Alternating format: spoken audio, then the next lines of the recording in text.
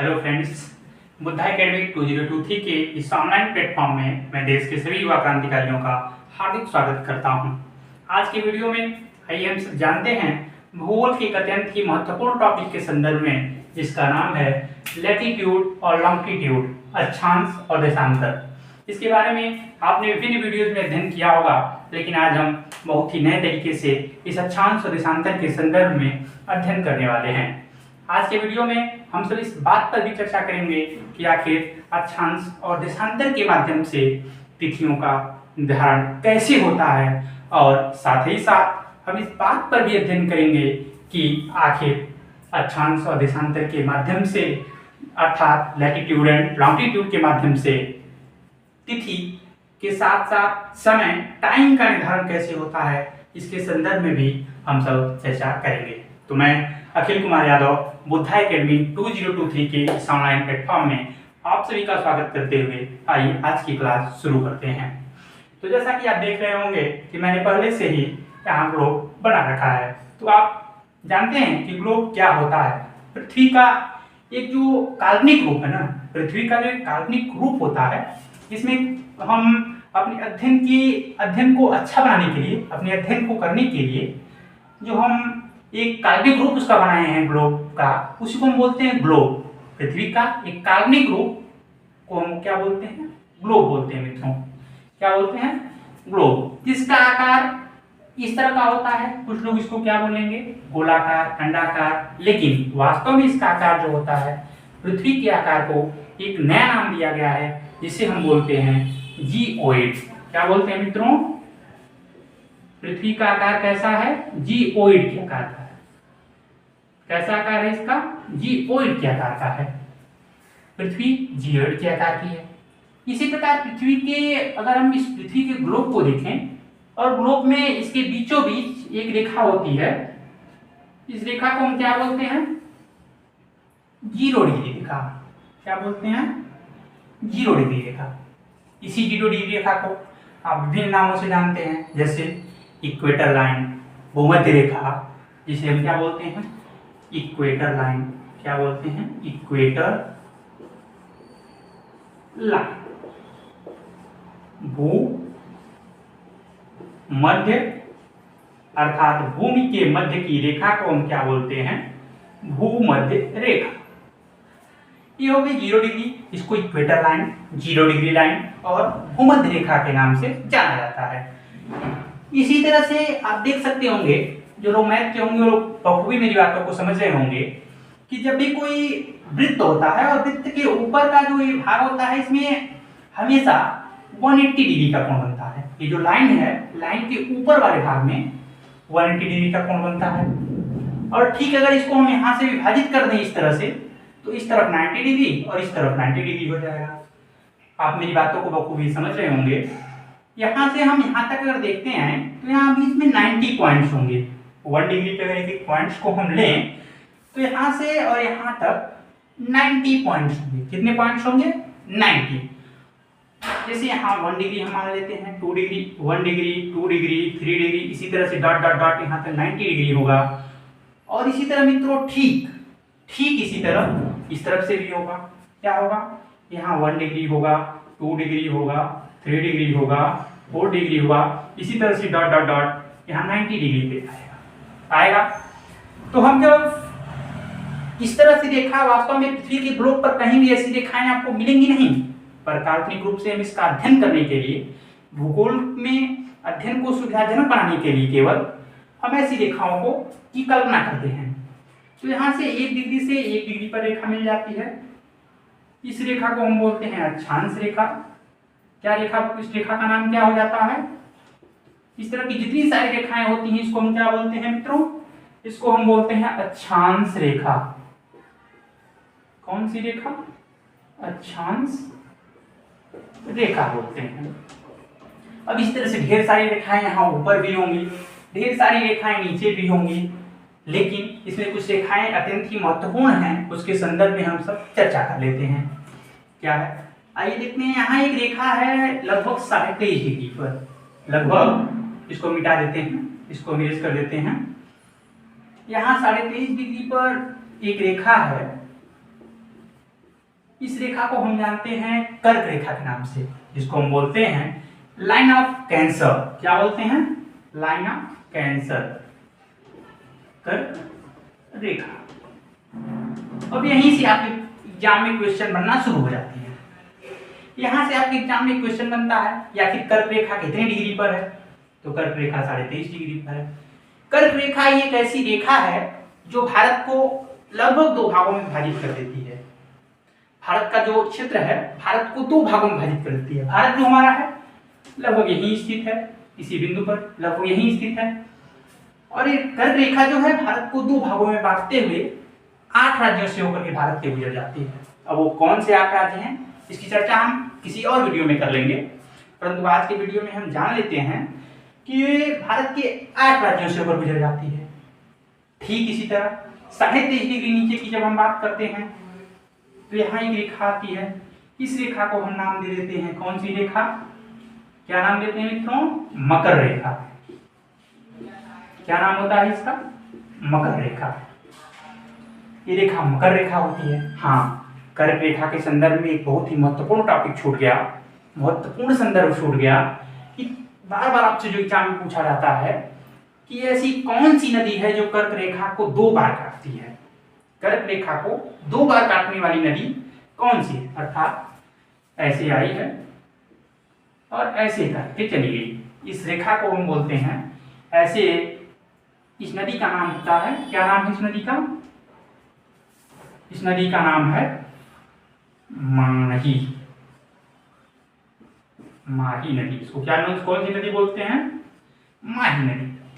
ठीक इसी प्रकार मित्रों जो मकर रेखा है एक प्रकृति की करिश्मा ही है, जिसके संदर्भ में हम चर्चा करेंगे कि मकर रेखा को ठीक इसी प्रकार एक नदी काटती है और उस नदी का नाम है लिम्पोपो।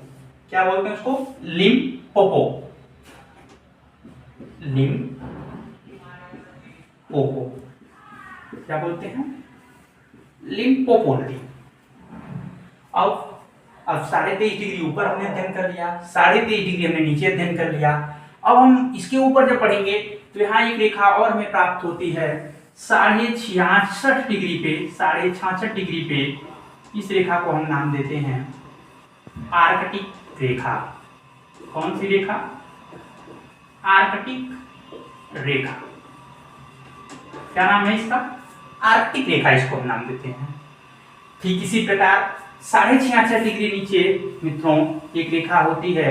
इस रेखा को हम नाम देते हैं अंटार्कटिक रेखा। क्या नाम देते हैं? अंटार्कटिक रेखा। क्या नाम है इसका? अब बच्चे अक्सर कंफ्यूज हो जाते हैं। किसमें कंफ्यूज हो जाते हैं कि आखिर आर्कटिक रेखा कहाँ है और अंटार्कटिक रेखा क्या है। आर्कटिक रेखा जो है, जैसा कि आप जानते होंगे, अंटार्कटिका जो महाद्वीप है वो इसके ऊपर वाला जो भाग होता है ये 0 डिग्री अक्षांश के, इसको बोलते हैं उत्तरी गोलार्ध। उत्तरी गोलार्ध। इसको बोलते हैं दक्षिणी गोलार्ध। क्या बोलते हैं?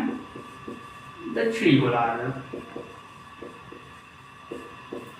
तो जो अंटार्कटिका महाद्वीप है वो दक्षिणी गोलार्ध में है। तो हम अंटार्कटिका जब महाद्वीप दक्षिणी गोलार्ध में, तो अंटार्कटिक रेखा जो है वो भी कहाँ है? दक्षिणी गोलार्ध में स्थित है। और बच गई क्या? आर्कटिक रेखा। तो आर्कटिक रेखा कहाँ है? उत्तरी गोलार्ध में है। तो हमने इन बिंदुओं पर चर्चा किया। अब आइए हम इसी तरह से संदर्भ में चर्चा कर लेते हैं। एक बहुत ही महत्वपूर्ण टॉपिक है जो आपसे हमेशा एग्जाम में पूछा जाएगा कि जो लगातार 2 अक्षांश रेखाएं हैं, ये लगातार जो आपको 2 अक्षांश रेखाएं दिखाई दे रही हैं, इन 2 अक्षांश रेखाओं के बीच की दूरी जो होती है मित्रों, ये हमेशा फिक्स होती है। इन्हीं भी 2 क्रमागत अक्षांशों के बीच की दूरी जो होती है वो 111 किलोमीटर होती है। क्या होती है? 111 किलोमीटर। कितनी होती है? 111 किलोमीटर। क्या होता है? 111 किलोमीटर 2 अक्षांशों के बीच की दूरी होती है। अब अक्षांश के संदर्भ में हमने विभिन्न बिंदुओं पर चर्चा कर लिया। अब आइए हम देशांतर के संदर्भ में चर्चा करते हैं। देशांतर क्या होता है? पृथ्वी का ये हुआ उत्तरी ध्रुव और ये हुआ दक्षिणी ध्रुव। दक्षिणी ध्रुव। पृथ्वी के उत्तरी ध्रुव अर्थात दोनों ध्रुवों को मिलाने वाली रेखाओं को हम बोलते हैं देशांतर। तो इन रेखाओं को कैसे मिलाया जा सकता है? इस तरह से, इस तरह से, इस तरह से, ऐसे हम जो दोनों ध्रुवों को मिला सकते हैं। अब ये देशांतर, इन रेखाओं को हम बोलते हैं देशांतर रेखाएं। अब ठीक इसी प्रकार यहां से भी एक क्वेश्चन आपसे उठा लिया जाएगा कि आखिर देशांतर रेखाएं जो हैं, दो क्रमागत देशांतर रेखाएं हैं, इनके बीच की दूरी आखिर कितनी होती है? तो जैसा आपको ये 2D फिगर है, 3D फिगर आता तो ज्यादा स्पष्ट होता आपको, परंतु आप 2D फिगर में ही देख सकते हैं कि यहाँ की जो दूरी है सबसे कम। यहाँ से जैसे जैसे ऊपर जाएंगे बढ़ती दूरी बढ़ती जा रही है, बढ़ती जा रही है, बढ़ती जा रही है, बढ़ती जा रही है। इसकी अधिकतम दूरी जो होती है वो कहाँ होती है? तो होती है 0 डिग्री अक्षांश पे। कहाँ होती है? भूमध्य रेखा पे। और ये दूरी, अधिकतम दूरी कितनी होती है? वह 111.3 किलोमीटर। कितनी होती है मित्रों? 111.3 किलोमीटर की होती है। अब हम कैसे समय का निर्धारण करते हैं और कैसे तिथि का निर्धारण करते हैं, इसके संदर्भ में हम थोड़ी सी चर्चा और कर लेते हैं, नहीं तो वीडियो बहुत लंबा होता जाएगा। एक चीज छूट गया यहाँ पे, जो देशांतर रेखाएं हैं इनकी संख्या कितनी होगी? तो इनकी संख्या 180 सामने से आपको दिखाई दे रहे हैं और 180 थी पीछे। तो 180 प्लस 180 इक्वल टू 360 देशांतर रेखाएं होती हैं। परंतु जब हम अक्षांश रेखाओं की संख्या की बात करते हैं, अक्षांश रेखाओं की संख्या के बारे में जब हम बात करेंगे, तो अक्षांश रेखाएं आपने देखा कि यहाँ से और यहाँ तक कितनी अक्षांश रेखाएं होंगी? जितनी डिग्री उतनी अक्षांश रेखाएं। 90 डिग्री, 90 रेखाएं ऊपर हो गई, 90 रेखाएं नीचे हो गई। अब आप 90 और 90 को तो जोड़ दिए, परंतु एक रेखा भी छूट रही है। आप बताएंगे कौन सी रेखा? आप कमेंट बॉक्स में बताइएगा कि वह कौन सी रेखा है। वह रेखा है 0 डिग्री रेखा अर्थात भूमध्य रेखा। तो उस रेखा को भी जोड़ लेंगे तो कुल मिला के कितना हो जाता है? 181 रेखाएं हो जाती हैं। अर्थात कुल अक्षांश रेखाएं 181, कुल देशांतर रेखाएं कितनी होती हैं? 360 होती हैं। अब यही जो देशांतर रेखाएं हैं, देशांतर रेखाएं ही बहुत ही महत्वपूर्ण भूमिका निभाती हैं तिथि और समय के निर्धारण में। यही जो 0 डिग्री अक्षांश है, इसी पर ब्रिटेन का इंग्लैंड में ग्रीनविच शहर है जो स्थित है। वह ग्रीनविच शहर जहां से, इसको हम अंतर्राष्ट्रीय समय रेखा बोलते हैं। क्या बोलते हैं? अंतर्राष्ट्रीय समय रेखा। तो इसे 0 डिग्री पॉइंट को जो ग्रीनविच में स्थित है उसको हम बोलते हैं प्रधान समय रेखा। क्या बोलते हैं? प्रधान समय रेखा। इसी को एक उपनाम भी दे दिया जाता है जिसे हम प्रमुख याम्योत्तर भी कहते हैं। क्या कहते हैं मित्रों? प्रमुख याम्योत्तर, प्रमुख याम्योत्तर भी कहते हैं या प्रधान याम्योत्तर भी कहते हैं। यही जो होता है ये महत्वपूर्ण भूमिका निभाता है। कैसे निभाता है? आप ये मिड पॉइंट देख रहे होंगे, ये जो मध्य का देशांतर है, इसके जब हम इधर बढ़ते हैं, इधर जब हम बढ़ते जाएंगे, अर्थात इधर का मतलब इधर ईस्ट है, इधर वेस्ट है, इधर नॉर्थ है और इधर साउथ। जब भी हम ईस्ट में बढ़ते हुए जाएंगे, जब भी हम ईस्ट में बढ़ते हुए जाएंगे तो हम देखेंगे कि जो समय है वह 4 मिनट जुड़ता जाएगा। क्या होता जाएगा? 0 से जब भी हम इधर जाएंगे, ईस्ट की तरफ जाएंगे, तो समय में 4 मिनट का अंतर होता जाएगा। और इसके ठीक इधर जब हम आएंगे तो समय में 4 मिनट का घटता हुआ जाएगा। तो जैसे आप जानते होंगे कि भारत का जो समय रेखा है वो 82.4 डिग्री पे है। 82.4 डिग्री पे, जो कहाँ है? इलाहाबाद के मिर्जापुर में। मिर्जापुर में भी कहाँ? नैनी में 82.4 डिग्री है। अब 82.0 से 82.4 डिग्री हमने उधर गया तो हम देख ले रहे हैं कि कितना हमारा समय में अंतर हुआ। इसमें 4 का गुणा कर देंगे, 4 का गुणा कर देंगे, ये सॉरी 82.4 नहीं 82.5 है। तो यहाँ से कितना हो जाएगा? 4 5 जा 20, 0 2 हो जाएगा, 4 2 जा 8 और 2 10 हो जाएगा 0 और 1 हो जाएगा, 4 8 जा 32 और 33 हो जाएगा। मतलब कितना हो जाएगा? आपका हो जाएगा 330 हो जाएगा। क्या हो जाएगा? पॉइंट लग जाएगा तो क्या हो जाएगा? 330 हो जाएगा। अब 330 को हम हावर में चेंज करेंगे तो क्या हो जाएगा, 60 से डिवाइड कर देंगे, 60 से डिवाइड किए 0 से 0 कैंसिल हो गया, यहाँ 6 से भाग दिए, 6 5 जा 30 हो गया और फिर 6 5 जा 30 हो गया। मतलब 5.5 घंटा जो समय हुआ वो क्या हो गया मित्रों, आगे हो गया। इसीलिए कहा जाता है कि जो इंग्लैंड की टाइम है और भारत के टाइम में, ग्रीनविच के टाइम में और भारत का जो प्रमुख यामोत्तर है, इस दोनों के टाइम में लगभग 5.5 घंटे का अंतर होता है। ठीक इसी तरह जब हम इधर की बात करेंगे तो समय ठीक इसी प्रकार से घटता जाएगा और जो 0 डिग्री देशांतर है, इससे जब भी इधर बढ़ते आएंगे मतलब वेस्ट की तरफ बढ़ेंगे तो समय घट जाएगा और जब भी हम पूरब की तरफ बढ़ेंगे तो समय 4 डिग्री मतलब 4 मिनट बढ़ता चला जाएगा। तो ठीक है मित्रों, आज की क्लास को हम यहीं समाप्त करते हैं, फिर मिलेंगे नए वीडियो में। तब तक के लिए जय हिंद, जय भारत। अगर वीडियो अच्छा लगा हो तो चैनल को सब्सक्राइब कीजिएगा, शेयर कीजिएगा। जय हिंद, जय भारत।